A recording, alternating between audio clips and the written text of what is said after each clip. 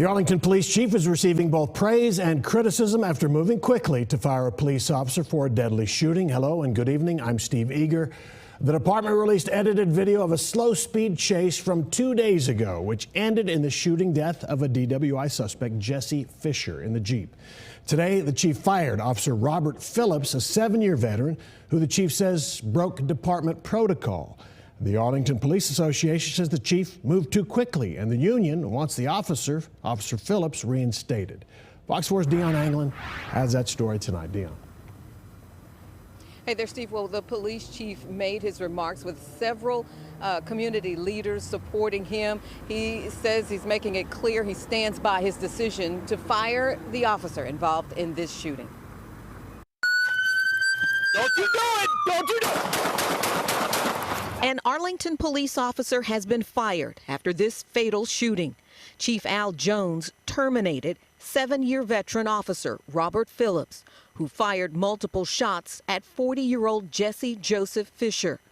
Fisher was circling around slowly in a cul-de-sac after evading a DWI traffic stop, driving in the direction approaching officers.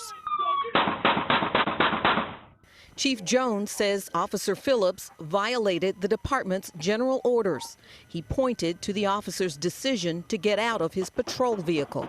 And I'm going to tell you, I didn't take this decision lightly. It was very tough for me.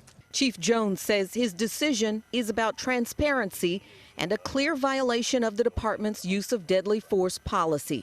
He disputes the Arlington Police Association, which has already called it a rush to judgment. No, I didn't rush to judgment. What I would say is the facts that we know today and the video you just saw is not going to change tomorrow, and it's not going to change 6 months from now. So it is what it is. We just saw what I saw. You guys just saw what I saw and what I had to make a tough decision. The Arlington Police Association released a statement saying they are handing down judgments without giving time for a complete investigation. The department needs to allow the total investigation to be done and all the facts to be reviewed before taking such punitive action against the officer.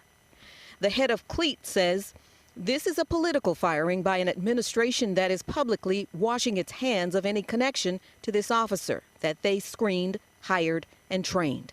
Chief Jones, with the support of several community leaders and clergy, offered more in terms of what the now terminated officer could have done in the situation. He could have backed up behind the vehicle and allowed the vehicle to go by. He could have stayed in his vehicle so that he didn't put himself in a situation where he had to use deadly force. Now, the chief was asked if the officer should face criminal charges. He says that's a matter for the district attorney, a grand jury. We should also point out it was never determined if Jesse Fisher was under the influence of anything or dealing with a medical emergency. Both were considered. We did take a look at his criminal history. He has faced several run-ins with the law for previous non-violent crimes.